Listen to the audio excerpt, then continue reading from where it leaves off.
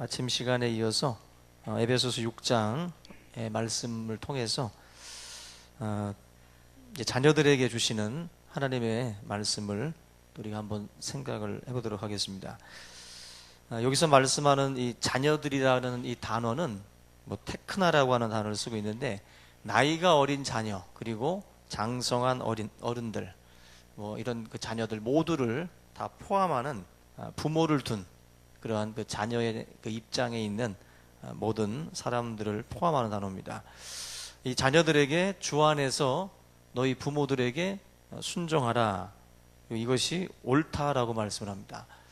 이것은 그 양육을 받고 또 보살핌을 받는 그런 자녀들의 경우에는 마땅히 양육의 책임을 지고 있는 그런 부모들에게 순종해야 된다. 그래서 부모에게 순종하는 것이 자녀에게 마땅할 어떤 의무이지만, 여기서 특별히 강조하는 것은 주 안에서 이루어져야 된다. 주 안에서 순종하라. 우리가 이 주 안에서 순종하라고 하는 이 말을 유독 이 말씀 속에다가 집어넣은 이유가 있습니다. 우리가 이 신앙생활 하는 가운데에 부모님의 말씀 가운데는 주님의 기쁨이 되지 못하는 그러한 일들이 있어요.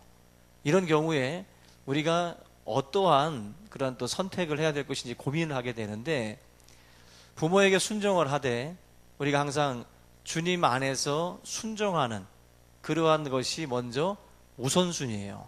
그래서 부모님이 어떠한 그 명령을 내릴 때 예수 그리스도의 뜻과 반하고 하나님의 기쁨이 되지 않는 그러한 부분들이 있을 때, 저와 여러분들은 그걸 놓고서 기도 많이 해야 되고요. 그리고 하나님의 뜻이 먼저 설 수 있도록, 그런 부분에서 예수님께서 가정에다가 불을 던지러 왔다고 말씀을 하잖아요. 며느리와 시어머니가 또 어미와 딸이 이제 다툼이 일어나는 그런 그 불을 던지러 오셨다고 하는데, 그 불이라는 게 뭐겠어요? 주 안에서 순종할 것이 있고, 주 안에서 또 이제 그 대립해야 될 그런 상황들이 또 있거든요. 그렇기 때문에 예수님께서 내가 이 땅에 불을 던지러 왔다라고 말씀을 하는 거예요. 그래서 우리가 신앙생활하는 가운데 순종하되 우리가 이런 부분들을 잘 분별하면서 저와 여러분들이 또 부모님에 대한 그런 그 이해를 또 갖춰 나가야 할 줄로 믿습니다. 특별히 여기서 부모님에게 순종해야 되는 이유를 간단하게 말씀을 하죠. 옳기 때문에, 그죠? 1절 보니까 자녀들아 주 안에서 너희 부모에게 순종하라, 이것이 옳으니라, 이것이 옳다. 다른 종교에서도 다른 것 가르치는 건 아니죠. 다른 종교에서도 부모에 대한 그 순종을 가르치고 있는데, 특별히 지금 이 부분에서 차이가 나는 것은 주 안에서라는 말이 차이가 나는 거예요. 세상 다른 도덕과 윤리에서 가르치는 것과 우리의 엄연한 차이점은 이 순종이라는 단어 앞에 주 안에서 순종하라고 하는 말씀을 넣어놨기 때문에 여기서 좀 갈려지는 거죠. 그래서 우리가 예수 그리스도의 이 말씀을 통해서 저와 여러분들의 그 순종하는 어떤 그 삶의 이유가 여러 가지가 있겠지만, 주님 안에서 이 모든 것들을 받아들이고 또 우리가 또 감내하고 또 우리가 또 참고 인내해야 될 어떤 그러한 부모님에 대한 우리의 또 자세가 있거든요. 그러면서 주 안에서 순종하는 그런 그 법들을 우리가 배워 나가야 될 줄로 믿습니다. 우리 부모님들 같은 경우에 어떤 그 자녀들에게 무리한 어떤 요구를 한다든지 또 매사에 억압적인 태도를 가지고 만약에 자녀들을 대한다면, 어떤 자녀가 과연 부모에게 유쾌한 마음으로 순종하고 따라갈 수 있을까? 불가능하죠. 정상적인 관계를 유지하기가 사실 매우 어렵다라는 것입니다. 자녀에게 먼저 순종을 요구하려면 부모된 도리라든지 또 부모로서의 어떤 그러한 그 자녀에 대한 그 의사 존중, 이런 부분들에 대해서 부모들이 갖춰야 되지만, 현실 세계에서 부모의 도리를 다하고 부모의 모든 것들을 다 갖추고 할 수 있는 부모님들은 사실 거의 없습니다. 거의 그렇게 그런 모든 것들을 다 하면 자녀에게 요구할 수는 없죠. 그러다 보니까 자녀와 그 부모와의 관계 속에서 갈등이라는 게 이제 발생을 하는 거죠. 그래서 지금 오늘 본문 말씀도 제가 아침에 4절 같은 경우에는 너희 자녀를 노엽게 하지 말아라 말씀을 드려서 화나게 하지 말아라. 지금 이 본문 말씀에서는 또 이제 부모들에게 순종하고 공경해야 된다라고 말씀을 지금 하고 있어요. 제가 묻겠습니다. 부모에게 순종하고 공경하는 것이 먼저일까요? 자녀를 화나게 하지 않는 게 먼저일까요? 자녀들 입장에서는 뭐가 먼저죠? 나를 좀 화나게 좀 안 했으면 좋겠죠. 그죠? 부모들의 입장에서는 먼저 순종하고 공경했으면 좋겠고, 뭐가 먼저죠? 사실 이 말씀은 서로가 하나님의 말씀을 여러분들이 적용을 할 때 순서가 있는데요. 하나님의 말씀은 먼저 자기가 서 있는 자리에 있는 그 입장에서의 본문을 바라봐야 되는데, 지금 결국 성경에서 여러분들한테 하시는 말씀이 뭐죠? 부모님들한테는 에베소 6장 1절에서 4절 말씀에서 부모님들한테 지금 하나님이 던지는 말씀의 구절이 몇 절이에요? 4절입니다. 자녀들한테는 하나님이 지금 던져주시는 말씀의 구절이 몇 절이에요? 1절에서 3절입니다. 성경은 지금 부모님들이 1절과 3절을 지금 말씀하면 안 돼요. 자녀들도 마찬가지입니다. 자녀들도 4절을 가지고 지금 여러분들이 얘기를 하면 안 돼요. 성경은 나에게 지금 주시는 메시지가 뭔가를 찾아야 되는데, 근데 우리는 자꾸 반대로 찾아요. 지금 반대로. 자녀들은 지금 4절만 보이죠. 엄마 아빠들은 1절과 3절만 보이고, 그죠? 이것이 결국 우리들의 성경을 바라보는 그 시각이 너무나도 자기 중심적이라는 거죠. 너무나도. 하나님의 뜻이 과연 어디에 있는가? 부모님들을 볼 때 화가 나 있는 자녀들이 있죠. 부모님들을 볼 때 화가 나 있는 자녀들. 너무나도 화가 나서 1절에서 3절 말씀 거들떠보기도 싫은, 그죠? 순종하고도 싶지 않고 공경하고도 싶지 않고 그저 마음속에 분노와 화만 가득한 그러한 상태에 있는 자녀들이 있습니다. 또 반대로 1절과 3절을 통해서 자녀들에게 섭섭함을 느끼고 또 참담하기까지 한 그런 그 감정들을 가지고 있는 또 부모님들이 계실 수도 있어요. 결국 이 1절과 4절의 말씀 속에서 우리가 가만히 이걸 두 가지를 놓고 보게 되면, 지금 이곳에는 우리가 부모도 앉아 계시고 자녀들도 앉아 있는데, 과연 우리가 어떤 말씀들을 내가 더 취하고 지금 내 형편에서는 어떤 것을 내 마음속에 새겨야 될 것인가, 그걸 우리가 특별히 고민을 해야 되는데, 무엇보다도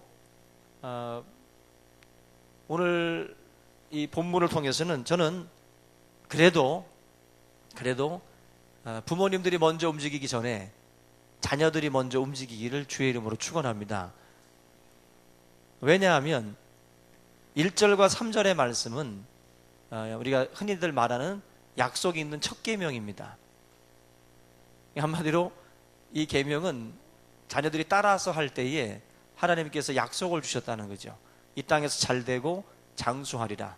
특별하고 예외적인 경우가 있겠지만 저와 여러분들이 정말 부모님들에게 효도를 하고 정말 공경한다면 하나님이 여러분들의 범사를 형통케 하실 줄로 믿습니다. 그리고 건강의 복도 주실 줄로 믿습니다. 운동 별로 안 해도 오래 살 줄로 믿습니다. 근데 제가 봐도 그래요. 운동 많이 한다고 오래 사는 거 아니더라고. 그냥 하나님이 주신 대로 살다 가는 것 같더라고요. 죽는 것은 병으로만 죽지 않고 사고로도 죽고 또 여러 가지로 죽기 때문에 아무리 뼈를 깎으면서 운동을 해도 데려가려면 데려갑니다. 결국 생명의 어떤 길이나 이런 것들이 하나님의 손에 있다라는 거 분명합니다. 그래서 어떤 분은 담배를 평생을 펴도 8, 90을 살고요. 어떤 분은 녹차만 마셔도 일찍 가요. 예? 하나님의 그 주어진 그 길이가 있기 때문에 결국 우리가 거기에 너무 목숨 걸 거 없다라고 생각이 됩니다. 특별히 관리나 해야 되겠지만 막 거기에 너무 목숨 걸 필요 없어요. 우리가 약속 있는 첫 계명, 자녀들에게 주시는 하나님의 이런 그 축복의 약속, 그런 점에서 우리 모든 자녀분들이 내가 조금 화가 나더라도, 내가 조금 부모님들에 대해서 못마땅하더라도 이 약속에 있는 첫 계명을 내가 붙들고 내가 나아가다 보면 하나님께서 여러분들의 삶의 이런 문제들을 하나씩 하나씩 풀어나갈 수 있도록 역사하실 줄로 믿습니다. 그 이사야 1장 3절에서 4절 보면은 그런 말이 나옵니다. 그 하나님의 사랑을 저버린 이스라엘 백성들을 향해서 소는 그 임자를 알고 나귀는 구유의 주인을 알건만은 이스라엘은 알지 못하고 내 백성은 깨닫지 못한다. 하나님이 이스라엘에 대해서 굉장히 가슴 아픈 이야기를 하십니다. 한마디로 소만도 못하다는 거예요. 짐승만도 못하는 것이 이스라엘 백성이었다. 그야말로 그 주인을 알아보는, 소는 주인이 뭐 여러 가지 여물도 먹이고 이렇게 자기의 것들을 공급해 주잖아요. 그것에 대해서 안다는 거죠. 안다는 거. 근데 이 자녀라고 하는 그러한 그 사람들의 경우에 더 많은 사랑으로 키우고 애지중지해 왔지만 그 사랑을 저버리는 경우들이 많이 있죠. 소만도 못한 그런 경우들이 많이 있습니다. 2007년 1월 달에 한 일간지에 소개된 이야기인데요. 그 경북 상주에 한 농부가 누런 송아지 한 마리를 사다가 집에서 길렀습니다. 근데 이곳에 사는 할머니가 이 송아지를 이제 와서 볼 때마다 먹을 것을 이렇게 주고, 또 너무 귀여우니까 눈만 뻑뻑뻑 뜨고 있으니까 이쁘다고 이렇게 쓰다듬어 주면서 할머니가 그 소를 굉장히 이뻐했다고 합니다. 근데 이 할머니가 2년의 세월이 흐른 뒤에 이 할머니가 세상을 떠나게 되는데, 장례식 날 그 소가 갑자기 없어졌어요. 그 소가 갑자기 없어졌는데 그 소를 어디서 발견했냐면은 2km 정도, 주인의 집에서 2km 정도 떨어진 그 할머니 그 묘소에서 발견을 했어요. 그래서 그 할머니 묘소에서 이 소가 울고 있더랍니다. 안 믿어질 거예요. 소가 운다라는 게. 좀 소가 넘어가시기 바랍니다. 소가 그 묘지에서 울었다는 거예요. 막 울고 있었다는 거죠. 그걸 이제 찾아서 데리고 이제 오는데, 그 상주죠. 상주가 자기 집 그 앞을 지나가던 이 소가 멈춰 서가지고 그 소를 끌고 가려고 해도 움직이질 않더래요. 그 할머니 그 집에 머물러 서서 버텨서 슬픈 기색을 하고 소가 있더랍니다. 그래서 이 상주 되시는 분이 이 소를 그야말로 조문객으로 받은 거예요. 조문객으로 받아가지고 이 소에게 막걸리를 또 따라서 주고 하면서 이 황소에게 굉장히 이렇게 좀 아주 애틋하게 그 예를 이제 갖췄다는 거예요. 그래서 이 상주가 집에다가 이 소에 대한 이 비서까지 세웠다고 합니다. 놀라운 건 뭐냐면은 그 일이 있은 이후에 10년 뒤에 이 소가 늙어 죽어요. 이 소가 늙어 죽었는데 마을 사람들이 소의 그 소를 이제 꽃가마를 씌워가지고 장례식을 치러줬어요. 장례식을 치러주고 이 소를 기념해가지고 의원회가 결성이 됐고, 그리고 이 소의 무덤, 의우총이라고 해가지고 의로운 소의 그 무덤으로 해가지고 의총이라고 하는 그 무덤을 만들려고 이 상주의 그 시민들이 같이 이제 결의를 했다 그래요. 참 놀랍지 않습니까? 그 소가 보여준 어떤 그 할머니에 대한 어떤 그런 애정, 자기에게 여러 가지 사랑으로 돌봤던 그러한 그것에 대해서 소가 어떤 그 표현을 한다는 거죠. 소가. 근데 진짜 우리가 키우는 지금 작은 그 강아지나 개들도 보면 그 주인을 알아보잖아요. 그죠? 주인을 알아보고 그 고마움을 그래도 표시를 합니다. 다른 사람들한테는 다 짖어도 그 자기 밥 준 그 주인한테는 그래도 꼬리를 흔들잖아요. 근데 지금 이 세상에 가장 어이가 없는 것이 부모가 자녀를 키웠는데 자녀가 부모를 한마디로 물거나 자녀가 부모에 대해서 그 은혜를 잊어버린다는 거죠. 있을 수 없는 일들이 사실은 우리 주변에서 벌어지고 있습니다. 이 부모를 공경한다라는 것은요, 여러분들 성경에 보면은 카바드라는 단어가 있습니다. 공경이라는 말이 카바드예요. 이 카바드는 무겁다라는 것입니다. 무겁다. 그러니까 부모를 공경한다라는 것은 부모를 무겁게 생각하는 거예요. 네 부모를 공경하라는 것은 네 부모를 무겁게 여기라는 거예요. 짐으로 여기라는 게 아닙니다. 비중 있게 다루라는 거예요. 네 부모를 비중 있는 역할을 맡기라는 거죠. 근데 우리는 나이가 든 부모님들의 비중을 줄여요. 그죠? 무겁게 생각하지 않고 그분들의 말을 가볍게 여기죠. 하찮게 여기고. 네 부모를 공경하라는 말씀은 결국 그분들의 말을 우리가 단순하게 그냥 조금 참조하는 게 아니라 비중 있게 생각하는 거죠. 부모님들이 기뻐하는 게 뭔가 가만히 보면은 자녀들과 대화 속에서 연로하신 부모님들이 어떤 의견을 제시했을 때 자녀가 그걸 따라줬을 때 기쁘시죠? 아닌가요? 기쁘실 거예요. 내 자녀가 내가 그래도 힘없고 늙었지만 나의 말을 받아줬다. 나의 말을 따라줬다. 자녀들이 막 받아가자고 그러는데 할머니가 산 갔으면 좋겠다. 그랬더니 아들이 산에 갑시다.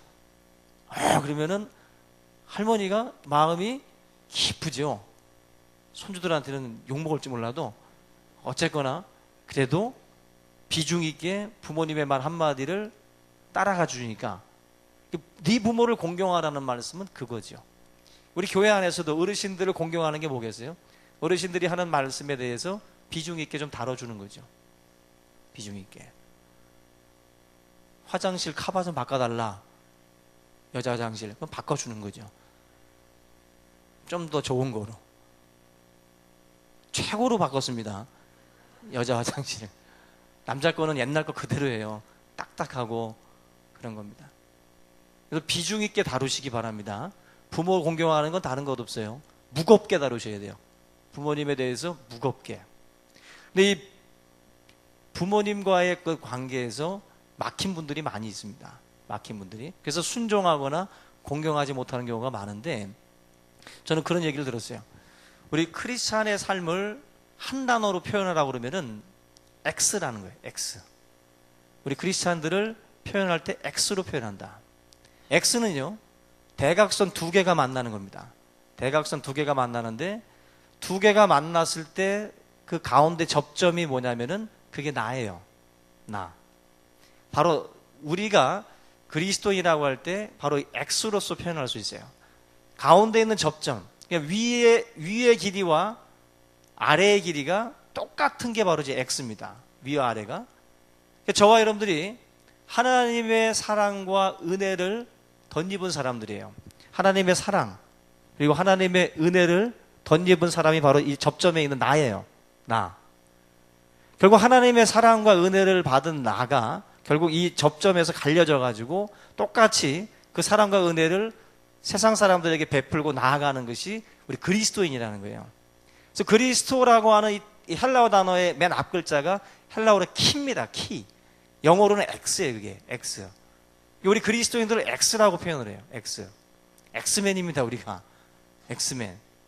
근데 이 엑스맨이라고 할 때 여러분들이 놓치지 말아야 할 것이 뭐냐면은 저와 여러분들은 하나님의 사랑과 하나님의 은혜의 종착지인가? 아니에요. 하나님의 사랑과 은혜가 마지막으로 임한 종착지가 아니라 뭐예요? 통로예요. 통로가 돼서 흘러가게 해야 된다고. 통로가 돼서. 그래서 하나님의 사람이라는 것은 바로 내가 축복의 통로가 되어주는 겁니다. 축복의 통로. 부모님들과의 그 관계에서 본인들과 관계에서 만약에 막혔다. 나와 부모의 관계가 막혀 있어요. 새 파이프라 할지라도 막히면 물이 흘러갈 수가 없는 거죠. 내가 하나님의 축복의 통로라고 말씀을 했는데 나와의 부모의 관계가 막혀 있다면 그 접점에 지금 큰 덩어리가 지금 박혀 있는 건데 그게 뚫려야 하나님의 사랑도 흘러가고 하나님의 은혜도 나를 통해서 흘러갈 수가 있는데 거기에 꽉 막힌 게 있다는 거죠. 흘러갈 수가 없는 거예요. 저와 여러분들을 통해서 그 어떠한 일들도 이루어질 수 없는 겁니다. 진정으로 저와 여러분들이 하나님의 축복의 통로가 되기를 원하신다면 먼저 그 관계를 회복하셔야 돼요. 그게 뚫려야 되는 겁니다. 뚫려야. 우리 지난 금요일 날 안양 갈멜산 기도원에 갔을 때도 그 강사님이 그러시잖아요. 하나님 앞에 재단 앞에 예물을 드리다가도 먼저 형제와 화해할 일이 생각나면 재물 놔두고 가서 먼저 그거 화해하고 와서 하나님 앞에 예물을 드려라. 예배를 드리든 뭘 하든 그 막힌 거 뚫고 와서 드려야 된다라는 거죠. 우리 신앙은 그런 그 기본이거든요. 그 기본이 막히기 시작을 하면 아무것도 안 됩니다. 신앙의 기본이 뭐겠어요? 부모와 자녀의 관계예요. 그 기본적인 관계가 제대로 뚫리지 않은 사람들을 통해서 과연 하나님의 축복이 흘러갈 수 있느냐? 안 된다는 것입니다. 안 된다는 거예요. 오늘 이 에베소서 6장의 이 말씀을 통해서 우리 모든 성도님들이 다시 한번 부모님의 어떤 말씀에 우리가 순종하고 또 부모님을 무겁게 그분의 말들을 또 비중 있게 다름으로 해서 이 약속이 있는 이 첫 계명을 여러분들이 실천함으로 해서 약속된 이 3절의 이 축복들이 여러분들 가정에도 함께 할 수 있기를 주님의 이름으로 축원합니다. 요즘에 우리 집사님들이나 이 가정에서 자녀들이 막 부모님들 데리고 모시고들 이제 뭐 제주도라든지 또 이렇게 해외 여행들 같이 이렇게 가는 모습들을 봅니다. 되게 저는 흐뭇해요. 그걸 보면은 흐뭇하고 나도 좀 껴서 가지 뭐 그런 생각도 하지만 부모님들을 모시는 모습들이 너무 이뻐요. 그렇게 막 부모님을 챙겨주는 모습들이 너무 이쁜데 우리가 여행을 뭐 이렇게 할 계획을 세워놓고 그죠? 뭐 돈도 준비되어 있고 다 돼 있는데 부모님 없으면 못 가는 거예요. 우리가 그런 경우들 많아요. 막 계획을 세워놨는데 갑자기 돌아가시는 경우들. 그렇게 되면 모든 계획은 끝나는 겁니다. 돈이 있어도 안 되고 계획이 있어도 안 돼요. 부모님이 안 계시면. 결국 오늘 주보에도 뭐 나갔지만 이게 부모님들이 이제 그 살아계실 때는 빈자리를 별로 못 느낍니다. 근데 떠나가고 나면 그 자리가 얼마나 큰지를 우리가 알게 되는데 그런 점에서 우리가 좀 더 시간을 자꾸 차일피일 미루는 경우들이 많은데 빨리빨리 계획을 잡아서 이번에 그 성지순례 계획 잡을 때도 3년 잡았는데 2년으로 땡겨 잡으시잖아요. 언제 죽을지 모르는데 빨리 가자고. 예? 저는 그 말 들을 때 저는 3년 계획할 때 그 생각은 별로 못 했는데 그 말씀하시는 거 듣고서 사실은 그게 농담처럼 하신 말들이지만 농담이 아닙니다. 1, 2년 사이에 어떤 일들이 사실 벌어질지 모르기 때문이죠. 우리가 하나님의 이 약속이 있는 첫 계명 정말 우리가 뭐 시간이 있을 때 또 우리가 또 기회가 닿을 때 모든 것 뭐 하겠다라고 자꾸 이렇게 미루는 경우들이 많은데 우리 마음 먹기에 달려 있거든요. 사실은 우리가 좀 더 적극적으로 우리 부모님들을 또 생각을 하고 이 약속이 있는 이 첫 계명 좀 더 신경을 써서 다른 계명보다도 이 부모에 대한 이 계명 먼저 첫 번째로 하셔야 됩니다. 그래서 우리 형제, 가족을 돌보지 않으면서 자꾸 바깥으로 무슨 일하는 사람들 있잖아요. 이거 다 가짜입니다. 다 가짜예요. 가족 돌보지 않고 부모 돌보지 않고 외부적으로 무슨 뭐 여러 가지 뭐 이렇게 활동들 하는 분들 많은데 그건 다 가짜입니다. 먼저 하나님께서는 가족을 돌보라 그러세요. 가족. 남편도 그렇잖아요. 가족 안 돌보고 이상한 옆집 아줌마만 돌보고 그런 아저씨들 있잖아요. 그거 다 소용없는 짓이거든요. 먼저는 가족 돌봐야 돼요. 가족. 자녀, 또 우리 부모들 먼저 가족에 대해서 충성할 수 있어야겠죠. 오늘 저와 여러분들이 이 자녀들과 부모들에 대한 그 말씀들을 에베소 6장을 통해서 봤는데 5월달 가정의 달입니다. 우리 충신교회는 정말 가정에서 좋은 소식들만 들려올 수 있기를 주의 이름으로 축원합니다. 오늘 말씀 붙들고 우리 한번 통성으로 각 가정을 위해서 함께 기도하는 시간 갖겠습니다.